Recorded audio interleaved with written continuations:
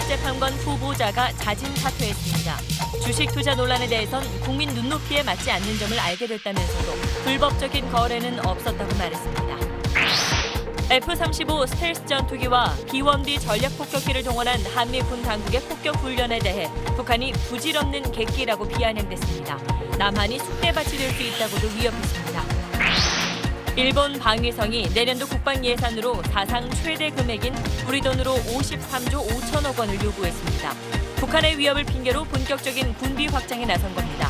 갈수록 뜨거워지는 중국과 일본을 비롯한 군부가의 군비 경쟁 심층 취재했습니다.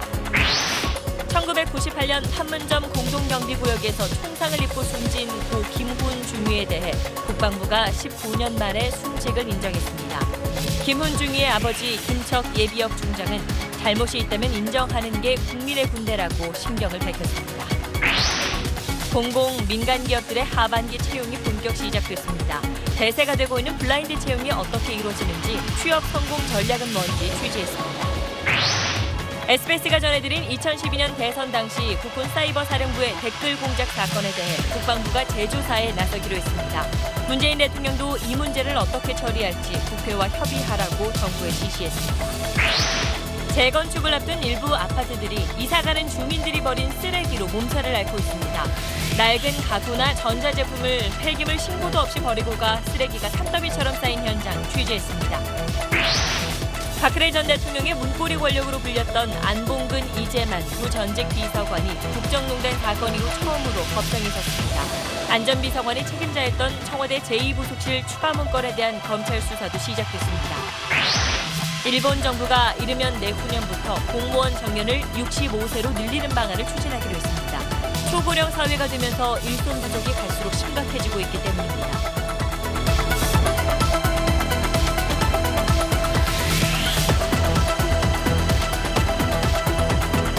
수소, 우주의 75%. 그 무한한 수소로 자동차를 달리게 하다. 현대자동차. 여러분 안녕하십니까? 주식 투자 논란을 빚어온 이유정 헌법재판관 후보자가 결국 스스로 물러났습니다. 이 후보자는 불법 투자는 없었지만 국민의 눈높이에 맞지 않았다며 사과했습니다. 야당은 금융당국에 이 후보자의 주식 거래 의혹을 조사해달라는 진정서를 냈습니다. 오늘 첫 소식 박현석 기자입니다. 이유정 헌법재판관 후보자에 대한 논란은 특정 정당과 후보 지지 이력에 대한 야당의 문제 제기로 시작됐습니다.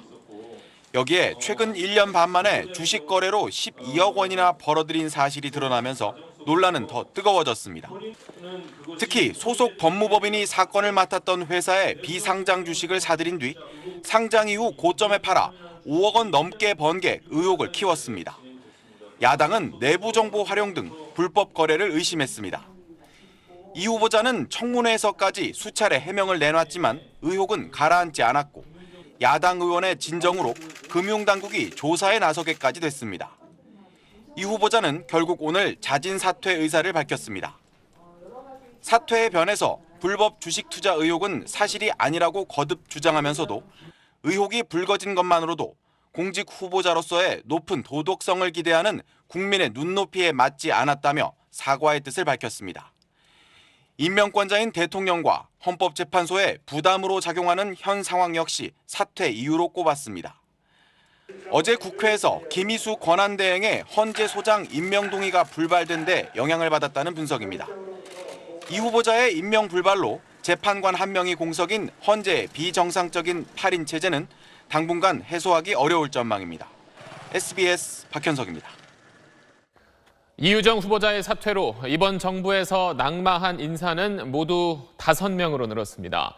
이 후보자의 경우 비상장 주식 거래가 결정타였는데 이 부분은 청와대가 사전에 충분히 거를 수 있는 항목이라서 부실 검증 논란이 다시 불거지고 있습니다. 계속해서 최고운 기자입니다. 이유정 후보자는 2013년 5월 내추럴 엔도텍 주식이 상장되지 않았을 때 한 주당 2만 2천 원에 2억 2천만 원어치를 샀습니다. 5개월 뒤 코스닥에 상장됐는데 다음 해인 2014년에 샀던 주식을 팔았다가 추가 매수를 하고 다시 팔아 모두 5억 3천만 원을 벌었습니다. 차라리 헌법재판관 하지 마시고 주식 투자해서 워런 버핏 같은 그런 투자가 되실 생각 없어요? 내추럴 엔도텍은 가짜 백소 파동으로 주가가 폭락해 소액 주주들이 큰 피해를 본 종목입니다. 고위공직 후보자가 이런 주식으로 대박을 터뜨렸다는 게 여론을 더욱 악화시켰고 결국 이 정부 들어 5번째 낙마자로 기록됐습니다. 청와대 인사검증 부실 논란도 다시 불거졌습니다.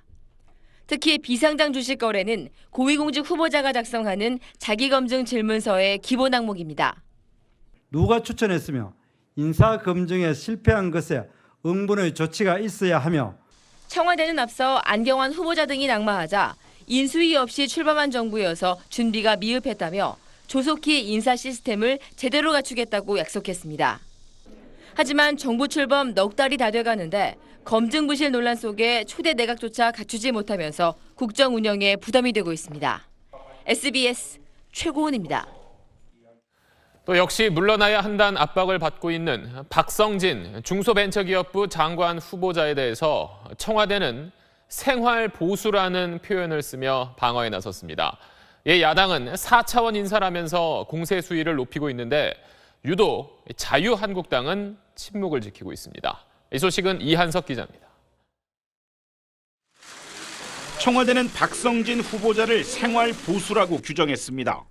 뉴라이트 사관을 가진 이념적 보수가 아니라 연구활동에 전념하다 보니 역사에 대한 관심이 부족했던 것뿐이라는 겁니다. 청와대 관계자는 직무 수행에 문제가 없고 국무위원들도 다양성이 필요하다며 박 후보자를 감싸 안았습니다. 야당들은 지명 철회 목소리를 높였습니다. 국민의당 안철수 대표는 수많은 혁신가에 대한 모독이라고 했습니다. 4차 산업혁명을 이끌 중소벤처기업부에 4차원 인사가 웬 말입니까? 정의당은 9급 공무원도 국사시험을 치러 뽑는다며 역사에 대한 무지는 장관 결격 사유라고 맹공을 이어갔습니다. 정부 인사 때마다 정치적 편향성을 문제 삼았던 자유한국당은 어색한 침묵을 이어갔습니다. 바른정당은 이를 두고 엽기적인 상황이라고 비꼬았습니다. 박사모가 문정부 인사에 박수 칠 날도 오고 세상 참 요지경입니다. 다만 야당은 이유정 후보자의 자진 사퇴 직후 오는 4일 김희수 헌법재판소장 후보자 임명 동의안을 국회의장이 직권 상정해도 묵인해 주기로 했습니다. 인사대치정국의 돌파구는 마련된 셈인데 막바지 관문은 박성진 후보자의 거취 문제가 될 것으로 보입니다. SBS 이한석입니다. 어제 F-35 스텔스 전투기와 B-1B 전략 폭격기가 한반도에서 처음으로 함께 폭격 훈련에 나선 걸 두고 북한이 부질없는 객기라며 비아냥됐습니다. 하지만 내부적으로는 다소 긴장하는 모습도 엿보입니다. 안정식 북한 전문 기자가 자세히 전하겠습니다. F-35 스텔스 전투기와 B-1B 전략 폭격기가 한반도에서 처음으로 합동 폭격 훈련을 했다는 보도가 나온 지 6시간여 만에 북한이 신속하게 반응을 내놨습니다. 적들의 군사적 망동은 중장거리 전략 탄도로켓 발사 훈련에 질겁한 자들의 부질없는 객기에 지나지 않습니다. 부질없는 객기라며 비아냥거리는 태도를 보였지만 신속한 반응을 내놓은 배경에는 미국의 대규모 전략자산 전개에 대한 경계심이 깔린 것으로 보입니다. 사흘 전 우리 군의 F-15 전투기 폭격 훈련에 대해서는 자멸을 앞당길 뿐이라며 강도 높은 위협을 늘어놨습니다. 불장난질을 하다가는 남조선 반도가 쑥대밭으로 화할 수 있다는 데 대해 순간도 망각하면 안 된다. 북한은 그러나 내부적으로는 국제사회의 제재로 말미암은 주민 동요를 막기 위해 사상교육을 강화하는 모습입니다. 노동신문은 ICBM 발사로 북한의 전략적 지위가 근본적으로 바뀌었다면서도 어제 고난의 산을 넘었다면 오늘은 더 높은 험산 줄령을 넘어야 한다며 앞으로 어려운 상황이 닥칠 수 있음을 예고했습니다. 형편이 어려워도 결코 물러설 생각을 하지 말라며 지금이 미국과의 싸움에 있어 마지막 판가름이 될 것이라고 주장했습니다. SBS 안정식입니다.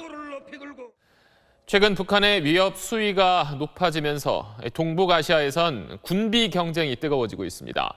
일본 방위성은 내년도 국방 예산으로 사상 최대 금액인 우리 돈으로 53조 5천억 원을 요구했습니다. 북한의 위협을 핑계로 군사력을 키우고 또 궁극적으로는 전쟁 가능 국가로 나가겠다는 아베 정권의 우경화 전략에 힘이 붙고 있는 겁니다. 먼저 일본 움직임을 도쿄 최우원 특파원이 전하겠습니다. 일본 방위성의 내년 예산안은 북한 미사일 위협에 대비하는 데 초점이 맞춰졌습니다. 먼저 북한 탄도미사일 방어에 1조 8천억 원을 배정했습니다. 이지스함의 미사일 요격 시스템을 육상형으로 바꾼 이지스 어쇼어 도입 사업도 새로 넣었습니다. 요격 고도를 1000km까지 높인 SM-3 블록2A 미사일 개발에는 4,800억 원이 투입됩니다. 현재 일본 이지스함의 SM-3 미사일로는 고도 500km 이상의 북한 미사일은 요격하기 어렵습니다. 일본이 미국과 함께 1000km 요격이 가능한 SM-3 개량형 개발에 매달리는 이유입니다. 미사일 추적 시스템도 대폭 보강됩니다. 현재 일본은 북한 미사일이 고도 42km 이상으로 상승한 뒤부터 추적할 수 있는데 좀 더 빨리 포착하기 위해 2,400억 원을 들여 신형 레이더와 우주감시 시스템을 도입하기로 했습니다. 我が国としてはミサイル防衛体制をしっかりすることが大切だと思っております。新しいアセットを含めたミサイル防衛についての予算について国会等にまたお願いする機会があると思います。 고속으로 비행하면서 적 함정 등을 타격하는 고속 활공탄처럼 공격용으로 전용될 수 있는 무기 연구에도 1,000억 원 이상의 예산을 할당했습니다. 연일 미사일 대피 훈련을 실시하며 불안감을 부추기는 아베 정부. 북한의 위협을 핑계로 군비 확장의 길로 나아가려 하고 있습니다. 도쿄에서 SBS 최우원입니다. 이런 일본을 바라보는 중국의 시선은 당연히 곱지 않습니다. 일본이 방위비를 늘리는 데는 불순한 의도가 있다며 대놓고 비판하고 있습니다. 하지만 중국 역시 올해 국방 예산을 사상 처음으로 1조 위안 넘게 편성하며 노골적인 힘 자랑에 나섰습니다. 이어서 베이징 정성엽 특파원입니다. 대륙간 탄도미사일이 위용을 뽐내자 뒤이어 로켓 포대가 화염을 뿜어댑니다.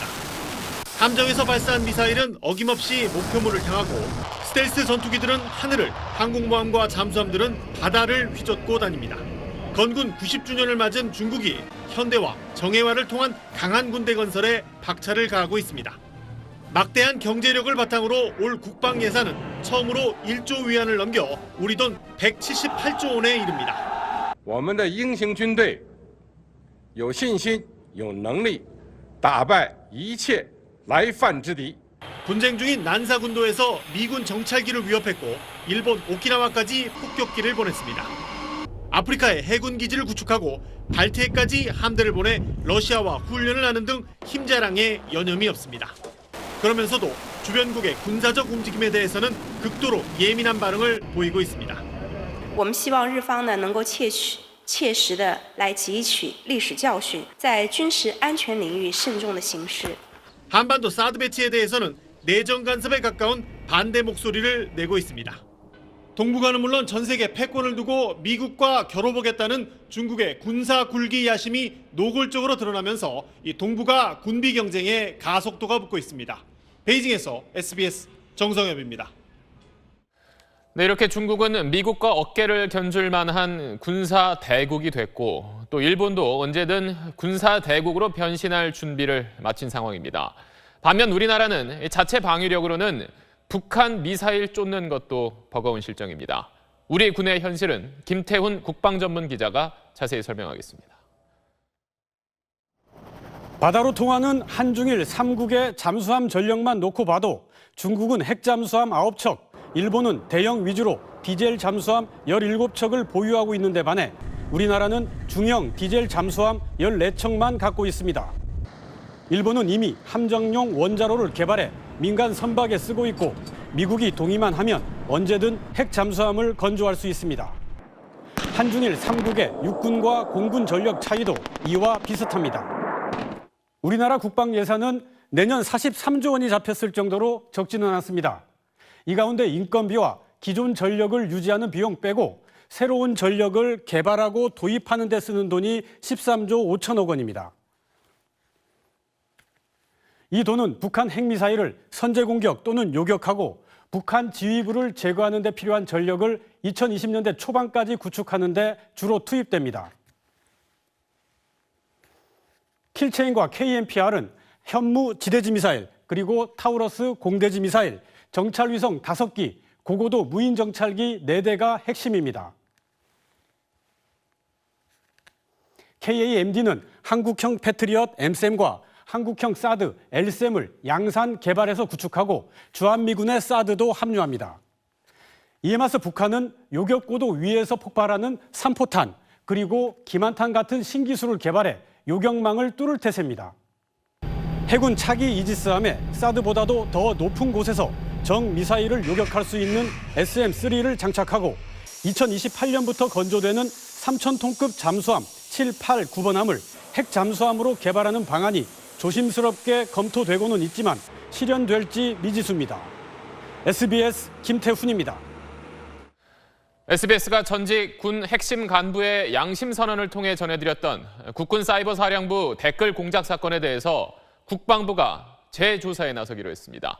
이 내용 잠시 뒤 자세히 전해드립니다.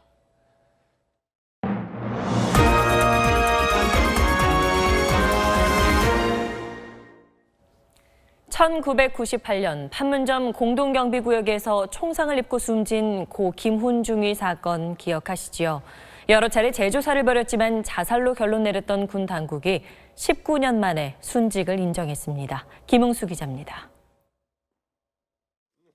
지난 1998년 2월 24일 판문점 공동경비구역 내 벙커에서 당시 25살이던 김훈중위가 머리에 총상을 입고 숨진 채 발견됐습니다. 군 당국은 일찌감치 권총 자살로 결론 냈지만 몸싸움을 벌였다고 볼 흔적들이 발견되면서 타살 의혹이 끊이지 않았습니다. 군 당국은 수차례 재조사에서도 자살로 결론 내리고 순직을 인정하지 않았습니다. 하지만 2006년 대법원은 초동 조사가 잘못돼 자살인지 타살인지 알 수 없다고 판결했고 군 의문사 진상규명위원회도 진상규명 불능으로 판단했습니다. 지난 2012년엔 국민권익위원회까지 사인을 자살로 보기 어렵다며 국방부에 순직 처리를 공고했습니다.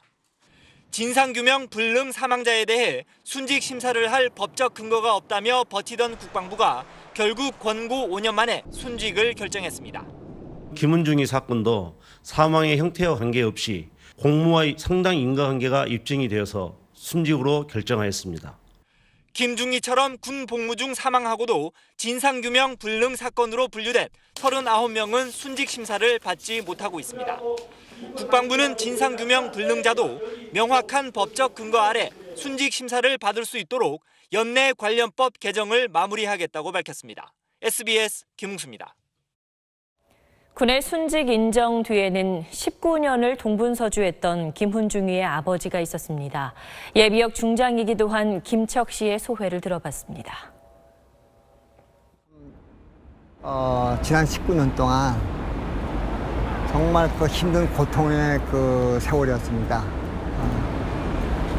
늦게나마 김훈중위가 그 국민묘지에 갈 수 있다는 것 무척 다양스럽게 생각을 합니다. 제도적인 개선을 통해서 정말 정의로운 군대가 되고 국민의 군대가 될 수 있도록 노력하겠다. 이렇게 얘기를 하면은 그것이 명예회복이 되는 거예요. 내가 죽기 전까지 그런 여러 가지 노력을 해서 정말 그 자랑스러운 정의로운 군대 이게 만드는데 내가 일조를 하겠다. 그러니까 너는 걱정하지 말고 그냥 그 국민묘지에서 이제 쉬어도 된다. 네가 할 일은 다 했다. 그런 말을. 다음 소식입니다. 김장겸 MBC 사장에 대해 오늘 법원이 체포영장을 발부했습니다. 부당 노동행위 혐의로 노동청이 소환을 통보했는데 여러 차례 불응했기 때문입니다. 이성훈 기자가 보도합니다. 서울 서부지검은 부당 노동행위 혐의 등으로 김장겸 MBC 사장에 대한 체포영장을 오늘 오후 발부받았다고 밝혔습니다. 고용노동부 서울지방노동청 서부지청은 김 사장에게 서너 차례 나와서 조사받을 것을 요구했지만 이에 응하지 않아 검찰에 체포영장을 신청했다고 설명했습니다. 지난 6월 1일 MBC 노조는 부당 노동행위 혐의 등으로 MBC 사업장에 대해 특별 근로감독을 신청했고 노동청은 6월 29일부터 감독을 실시했습니다. 노동청은 법원이 체포영장을 발부한 만큼 김 사장 측과 소환 일정을 다시 조율하고 있는 것으로 전해졌습니다. 체포영장 유효기간은 일단 7일로 알려졌습니다. 체포영장 발부 소식이 전해지자 MBC 측은 MBC를 장악하기 위한 정권의 탄압이라고 반발했습니다. 정치권에서도 즉각 논평을 쏟아냈습니다. 더불어민주당은 김 사장의 부당한 행위에 대한 정당한 절차에 따른 법 집행이라고, 국민의당은 엄정한 법 집행을 기대한다고 밝혔습니다. 반면 한국당은 김 사장에 대한 체포영장은 언론 탄압이자 정권의 폭거라고 비판했고, 바른정당은 현직 공영방송 사장에 대한 체포영장이 적절한지 의문이라고 밝혔습니다. SBS 이성훈입니다. 이런 어수선한 분위기 속에 제54회 방송의 날 행사가 오늘 열렸습니다. 김장겸 MBC 사장과 고대영 KBS 사장은 즉각 물러나라는 노조원들의 외침 속에 행사장을 찾았습니다. 총파업 상황을 고려해 문재인 대통령은 참석하지 않았습니다. 김수영 기자입니다.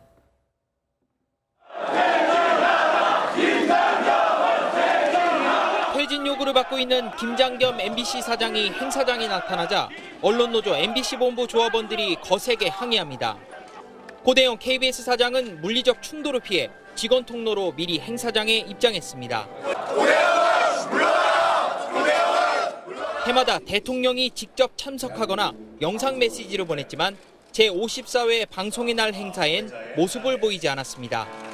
이낙연 국무총리와 여야 지도부도 모두 참석하지 않았습니다. 방통위원장이 대독한 메시지에서 문재인 대통령은 방송의 독립성과 공정성을 거듭 강조했습니다. 방송의 독립성과 공정성을 보장하겠습니다. 국민의 어떠한 권력으로부터도 자유로울 수 있도록 하겠습니다. 언론노조 KBS 본부와 MBC 본부는 오는 4일부터 동시 총파업에 들어갑니다. 프로그램 차질도 현실화되고 있습니다. KBS는 9시 뉴스를 20분 단축하기로 했고, 송출 인력까지 파업에 참여하는 MBC는 사상 초유의 방송 중단 사태까지 우려하는 상황이 됐습니다. 총파업에 지지를 표명하며 민주당 소속 의원들은 파업 기간 동안 두 방송사에 출연하지 않겠다고 밝혔습니다. SBS 김수영입니다.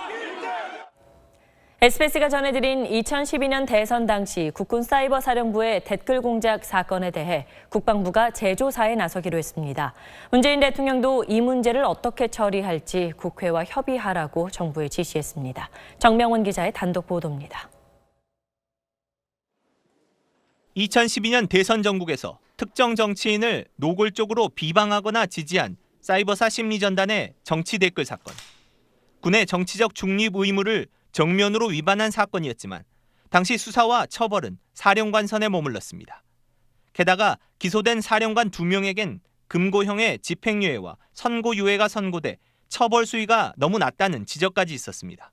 그런 지시했는가 하는 거지. 조직원들은 자기 재량권이 없기 때문에 못합니다. 헌법 유례 행위입니까? 헌법 유례 행위를 어떻게 개인들이 하겠습니까? 심리전단 총괄 계획과장이었던 김기현 씨가 청와대와 국방부 수뇌부에 댓글 공작 결과가 거의 매일 보고됐다고 실명으로 폭로하자 국방부가 곧 재조사에 착수하기로 했습니다. 철저하게 조사하고 처벌해야만 앞으로 그런 일이 없을 거라고 봅니다. 지금 말씀하신 잘못된 부분에 대해서는 저희가 적극적으로 조사하고 확인하고 하는 작업을 해나가겠습니다. 대선이 반년도 안 남은 시점에 댓글 부대원이 47명이나 충원된 과정에 청와대가 개입했는지, 또 댓글 부대원들에게 매달 특별 활동비 25만 원씩을 지급한 국정원과 사이버 사령부 사이에 댓글 공작 공모가 있었는지도 규명돼야 할 걸로 보입니다. 청와대 관계자는 문재인 대통령이 SBS 보도를 보고받고 이 사안을 어떻게 처리할지 국회와 협의하라고 지시했다고 밝혀 국회 차원의 조사 가능성도 커지고 있습니다. SBS 정명원입니다. 서울 숭이초등학교 학교폭력 사건에 대한 재심에서 학교폭력이 맞다는 결론이 나왔습니다. 학교폭력이 아니라는 숭이초의 결정이 뒤집힌 건데 재벌 총수 손자가 폭력에 가담했는지에 대해선 판단이 내려지지 않았습니다. 김종원 기자입니다. 초등학교 3학년 어린이가 이불에 덮여 폭행을 당하고 물비누도 마시게 된 사건에 대해 서울 숭이초 학교폭력위원회는 짓궂은 장난일 뿐 학교폭력이 아니라고 결론 내렸습니다. 재심을 맡은 서울시 학교폭력지역위원회는 학교폭력이 맞다고 판단했습니다. 가해자로 지목된 4명 중 3명에 대해선 피해자에게 서면 사과를 하라는 조치를 내렸습니다. 서면 사과는 가해 학생에 대한 조치 중 가장 가벼운 조치입니다. 사건에 연루된 재벌 총수의 손자 A군에 대해선 처분을 내리지 않았습니다. 서울시 학폭위 관계자는 제출된 자료만으로는 A군이 가담을 했는지 판단하는 게 불가능했다고 밝혔습니다. 때문에 A군이 가해자가 맞는지 아닌지 판단하지 않았다고 설명했습니다. 서울시 학폭위는 학교의 학폭위에서 넘겨받은 자료를 중심으로 판단합니다. 그런데 서울시 교육청은 숭이초의 사건 처리 과정에 여러 가지 심각한 문제가 있었다고 지적한 바 있습니다. 진술서 18장 중에 6장이 사라진 것을 확인했습니다. 이 중에 6장 중 4장은 사건 해결에 중요한 단서가 될 수 있는 이 사건 목격자 학생들의 진술이었습니다. 교육청이 감사를 통해 학교 폭력의 진상이 은폐 축소됐다는 결론을 내렸지만 재심위원회는 이를 반영하지 않고 결론을 내린 걸로 보입니다. SBS 김종훈입니다. 수천만 원 상당의 부당한 금품을 받았다는 의혹에 휩싸인 바른정당 이해훈 대표를 경찰도 1년째 수사해온 것으로 드러났습니다. 당 대표 수사라는 돌발 변수를 만난 바른정당이 크게 술렁이고 있습니다. 문준모 기자입니다. 경찰이 이해훈 대표에 대해 수사에 착수한 건 지난해 7월부터입니다. 후원단체로부터 별도 계좌로 수천만 원대 금품을 받아 정치자금법을 위반한 혐의입니다. 경찰은 이 대표 주변인들을 압수수색하고 통신 내역을 조회하는 등 폭넓은 수사를 벌여왔는데 어제 검찰이 보강 수사를 지시하면서 수사에 속도가 붙을 것으로 보입니다.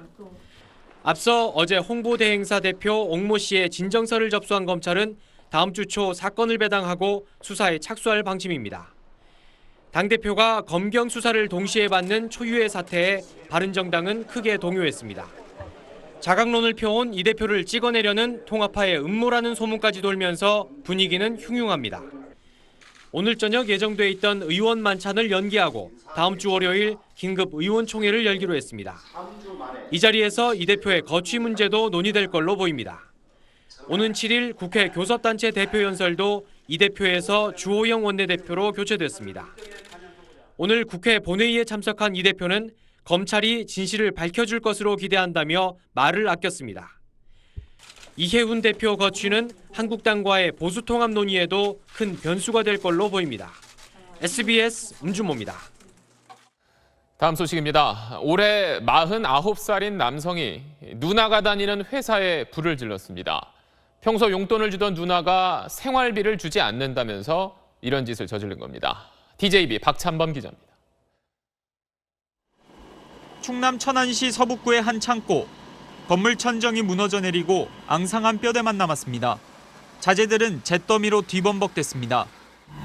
창고가 형체를 알아볼 수 없을 정도로 모두 새카맣게 탔습니다. 현장의 매서운 연기는 아직도 제 코끝을 찌르고 있습니다. 오늘 새벽 0시 40분쯤 발생한 불로 고가의 선박 엔진 등이 소실되고 소방서 추산 5억여 원 상당의 재산 피해가 났습니다. 하지만 회사 측은 50억 원대의 피해를 입었다고 주장합니다. 엔진이 종류가 하나가 아니라 엔진이 종류가 10몇 가지 되는데 너무 어떻게 알아요? 다 이제 조사를 해봐야죠, 그리고. 화재 원인은 49살 허모 씨의 방화였습니다. 허 씨는 이 회사에 다니는 누나에게 평소 용돈을 받아 생활했습니다. 하지만 누나가 더는 생활비를 대줄 수 없다고 하자 홧김에 방화를 저지른 겁니다. 범행 20여 분 전 인근 주유소에서 휘발유 10리터를 사는 장면도 포착됐습니다. 누나가 이제 그 동생한테 어디냐 그러니까 나 불 지르고 천안역 가서 서울로 갈 거다 이렇게 얘기를 하고 도주를 했어요. 허 씨는 방화 후 2시간여 만에 술에 취한 상태로 천안터미널에서 긴급 체포됐습니다.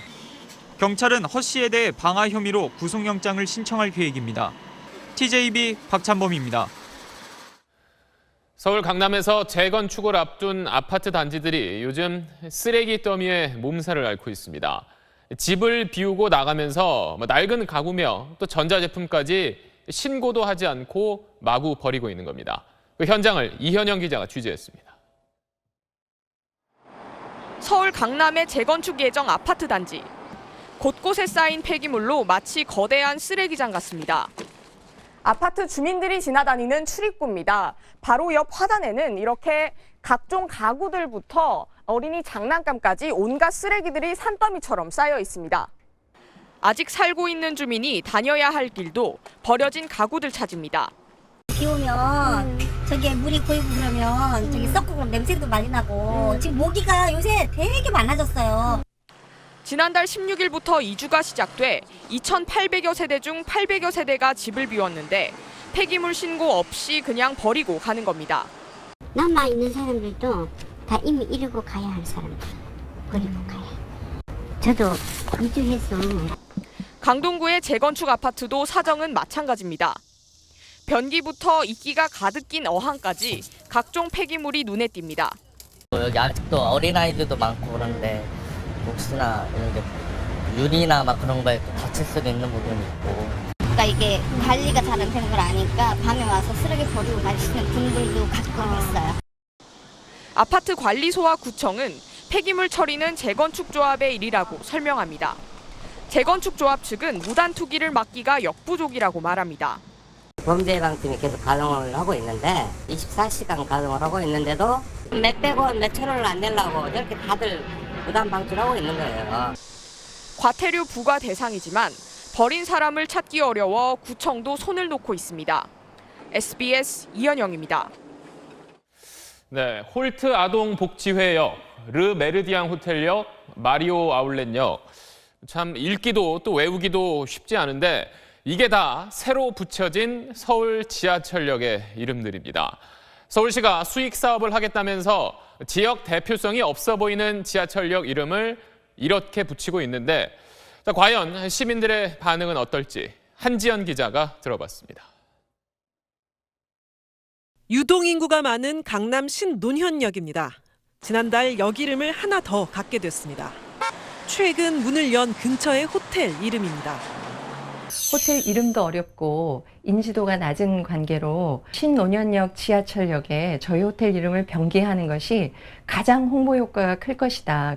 서울시에 3년에 2억 4천만 원을 내기로 하고 역에 호텔 이름을 붙이기로 한 겁니다.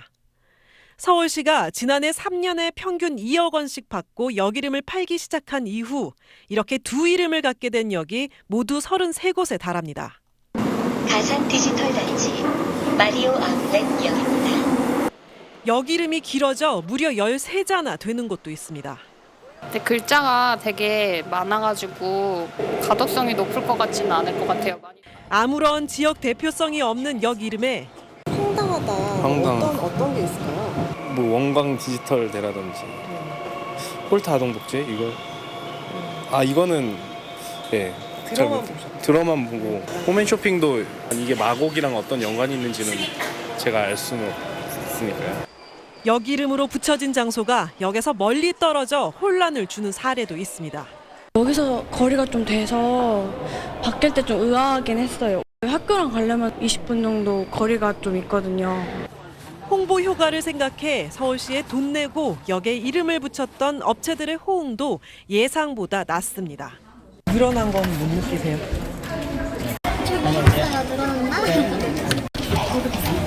서울시가 돈 받고 이름을 붙여주겠다고 올해 내놓은 역만 58개 역. 이 가운데 34곳은 아직도 팔리지 않고 있습니다. 서울시의 수익 사업에 역 이름이 3년마다 바뀌면서 시민 불편만 가중시킨다는 비판이 일고 있습니다. SBS 한지연입니다. 어제 저녁 부산에서 운전면허가 없는 10대가 차를 몰다 차량 5대와 3명을 치고 달아났습니다. 그런데 마침 근처에서 인터넷 생방송을 진행하던 시민이 그 현장을 목격하고는 오토바이를 타고 쫓아가서 10대 운전자를 붙잡았습니다. KNN 황보람 기자입니다. 잘 먹겠습니다. 감사합니다. 저녁 시간 부산의 한 공원입니다. 갑자기 도로에서 굉음이 나더니 쿵하는 소리가 나고 주변에 있던 시민들이 황급히 달아납니다. 한 차량이 주차된 차량 5대와 행인 3명을 잇따라 들이받고는 급하게 멈춰선 겁니다. 그런데 사고 차량에서 내린 5명이 갑자기 도망을 가기 시작합니다. 이를 보고 있던 시민 한 명이 다급하게 오토바이를 타고 이들을 쫓아갑니다. 쫓아갈게요. 형님들 112 신고 때려줘. 뺑소니야 빨리요. 몇 분 동안의 추격 끝에 시민은 도망친 운전자를 붙잡았습니다. 내리셔서 다투 바깥쪽 저쪽 도로 쪽 방향으로 가시더라고요. 보고 이제 이거 뺑소니겠구나 싶어서 잡아야 되겠다 싶어서 다행히 이제 그분 이제 잡아가지고 붙잡힌 운전자는 17살 A군으로 무면허 상태였습니다. 다른 사람의 운전면허증을 이용해 차를 빌린 건데 사고를 내고는 그대로 도망간 겁니다. 확인을 해보니 피해자들은 10대 무면허 운전자이고 음주는 한 사실이 없고 겁이 나서 도장사입니다. 경찰은 A군을 상대로 정확한 범행 동기를 조사하는 한편 A군을 붙잡은 시민에게는 표창장과 포상금을 수여할 예정입니다. KNN 황보람입니다. 박근혜 전 대통령의 이른바 문고리 권력으로 불렸던 안봉근, 이재만 두 전직 비서관이 오늘 처음으로 법정에 섰습니다. 최순실 국정농단 사건 국회 청문회에 정당한 이유 없이 나가지 않았다며 혐의를 인정했습니다. 류란 기자입니다. 재판을 받고 있는 정호성 전 청와대 부속 비서관과 함께 문고리 3인방으로 불렸던 안봉근, 이재만 두 전직 비서관이 국정농단 사건 뒤 처음 법원의 모습을 드러냈습니다. 최순실 게이트 국회 청문회 당시 정당한 사유 없이 나오지 않은 혐의로 재판을 받기 위해서입니다. 본인 죄를 다 인정하신다는 예전 사건과 혐의 그대로 인정하십니까? 청문회 때 왜 안 나오셨나요? 박상진 전 삼성전자 사장, 우병우 전 민정수석의 장모 김장자 씨와 윤전추 전 행정관, 추명호 전 국정원 국장 등 모두 11명이 같은 혐의로 법정에 섰습니다. 피고인 대부분 청문회 불참 이유로 건강상 이유를 대자 검찰은 대법원이 당뇨 치료차 입원 중인 증인이 불출석한 사례에 대해 증언이 어려울 정도의 사정이라 볼 수 없다고 판결한 사례를 들어 반박했습니다. 안봉근, 이재만 전 비서관은 공소 사실을 모두 인정했습니다. 이런 가운데 검찰은 청와대로부터 제2부속 비서관실에서 사용하는 공유 폴더에서 발견된 문서 파일을 제출받았다고 밝혔습니다. 제2부속실은 안봉근 전 비서관이 책임자로 있던 곳으로 최순실 씨의 국정 개입 통로로 활용됐다는 의혹이 제기됐던 만큼 국정농단 재수사의 실마리가 될 수 있다는 관측이 나옵니다. SBS 유란입니다. 허리케인 하비가 강타한 미국 텍사스주에서 대형 화학 공장이 폭발했습니다. 폭우로 냉각 장치가 고장나면서 일어난 사고인데 인근 주민들을 미리 대피시킨 상태여서 다행히 인명 피해는 없었습니다. 로스앤젤레스에서 정준영 특파원입니다. 휴스턴 근처에 있는 한 화학 공장에서 검은 연기가 솟아오릅니다. 폭우로 전력 공급이 끊기면서 냉각 장치가 작동을 멈추자 화학 물질의 온도가 상승하면서 폭발로 이어진 겁니다. 폭발 경고에 따라 인근 주민들이 미리 대피해 인명 피해는 없었습니다. And I want to be clear about that. This isn't a chemical release. What we have is a fire. Any smoke is going to be an irritant to your eyes or your lungs or potentially your skin. 하지만 추가 폭발 가능성이 제기되면서 주민들의 불안감이 다시 커지고 있습니다. Heard from them last night. And he told me that they're okay, and now I keep trying to call them and I can't reach them. So you were on the phone. I just want to make sure that they're okay. 텍사스 연안 항만 폐쇄로 휘발유와 천연가스 수출이 중단되면서 세계 에너지 시장의 혼란도 커지고 있습니다. 당장 텍사스에서 미 동부 지역으로 연결되는 일부 송유관의 가동이 중단됐습니다.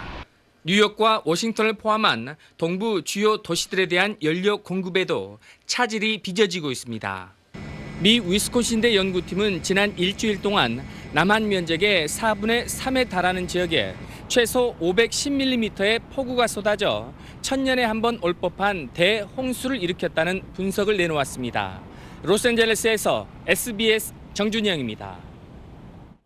일본 정부가 이르면 내후년부터 현행 60세인 공무원 정년을 65세로 늘리는 방안을 추진하기로 했습니다. 초고령 사회가 되면서 일손 부족이 심각해지고 있기 때문인데 우리에게도 남의 일만은 아닌 것 같습니다. 도쿄에서 성회용 특파원이 전해드립니다. 일본이 공무원 정년을 60세에서 65세로 연장하려는 목적은 크게 두 가지입니다. 우선 노인 소득을 유지하기 위해서입니다. 공적연금의 지급 개시 연령하고 그 정년 퇴직 연령을 맞추는 걸로 인해서 소득의 공백 기간을 없애자는 게 가장 큰 목적이고요. 초고령 사회에서 심각해지고 있는 일손 부족을 해결하는 부분도 중요한 이유입니다. 이미 정년 퇴직한 다음 다시 공직에 재취업한 60세 이상 전직 공무원만 4,000명을 넘는 상태입니다. 일본은 사상 최대 베이비붐 세대인 1947년에서 49년 사이에 태어난 단카이 세대가 65세를 넘어서면서 초고령 사회에 진입했습니다. 해결책 중 하나로 정년을 연장하자는 자민당의 제안을 정부가 구체화하기 시작했습니다. 公務員の定年の引き上げについて具体的な検討を進める。 대상은 국가공무원과 지방공무원들입니다. 내년 정기국회에서 관련법을 고친 다음 오는 2019년부터 2025년까지 3단계로 나눠 정년을 5년 연장하는 방안이 유력합니다. 일본 정부의 이번 정년 연장 방안은 기업들에게도 엄청난 파장을 몰고 올 전망이어서 법 개정까지는 상당한 논란이 예상됩니다. 도쿄에서 SBS 성혜용입니다. 교육부가 현재 중학교 3학년 학생부터 적용하려던 수능 개편안 결정을 1년 뒤로 미루면서 적용 대상이 중학교 2학년생부터로 바뀌었죠. 오락가락 교육행정 때문에 중2, 중3 모두 혼란에 빠졌습니다. 한상우 기자입니다. 현재 중3 학생들은 2015년 개정된 교육과정에 따라 수업을 받게 됩니다. 내년부터 문이과 모두 통합사회와 통합과학을 배워야 합니다. 하지만 수능 개편이 1년 늦춰지는 바람에 이 과목들은 정작 수능엔 포함되지 않습니다. 배우는 과목 따로, 시험 보는 과목 따로인 겁니다. 또 수학과 과학2의 일부 선택 과목은 수능에 포함돼 학습 부담이 커지게 됩니다. 학생들을 생각하지 않고 교육 정책을 내는 분들이 너무 저는 이해를 할 수가 없습니다. 반면 중2 학생들과 학부모들은 깜깜이 입시를 치르게 됐다고 반발합니다. 내년 8월 입시 개편안이 발표되면 첫 적용 대상이 되기 때문입니다. 3월 달에 그것을 준비를 시작한다? 그건 아무것도 하지 말라는 거랑 똑같은 거예요. 특히 내년부턴 특목고나 자사고 학생을 일반고와 같은 시기에 선발할 가능성이 큽니다. 내신에서 유리한 일반고를 선택할지 학생부 종합평가에서 유리한 자사고나 특목고를 선택할지 고민을 키우는 변수입니다. 1년 뒤에 어떤 아이 나올지는 모르는 상태라서 중학교 3학년, 2학년 학생들 모두 굉장히 혼란스러운 시기임은 분명한 것 같습니다. 사실상 중학교 때부터 대입 전략을 짜야 하는 현실에서 교육부의 갈팡질팡 입시 정책에 중2, 중3 학생들이 큰 혼란을 겪고 있습니다. SBS 한상우입니다. 올여름 잦은 비와 폭염이 반복되면서 농산물 작황이 좋지 않습니다.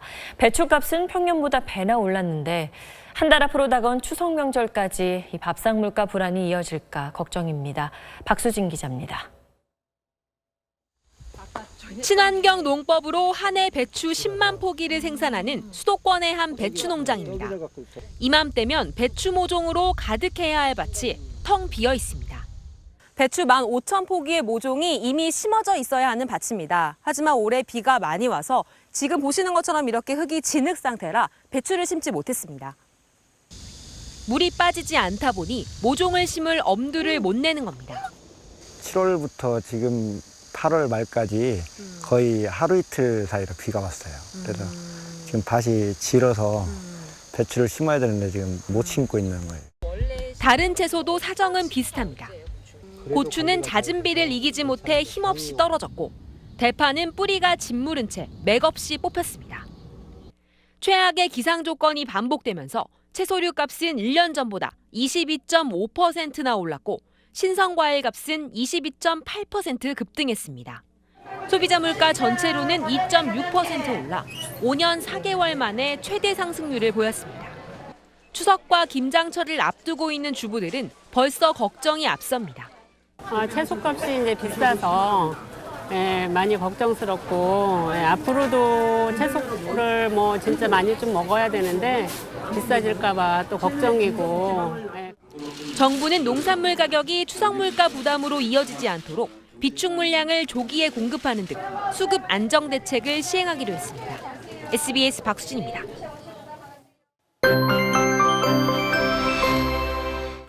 1년에 몇 안 되는 쾌청한 가을 날씨, 다가오는 주말에도 계속됩니다. 낮에는 볕이 들면서 야외에서 시간을 보내셔도 좋겠습니다. 하지만 해가 지면 바람이 차니까요. 겉옷은 늘 가지고 다니셔야겠습니다. 오늘 서울의 낮 기온이 거의 30도 가까이 올랐는데요.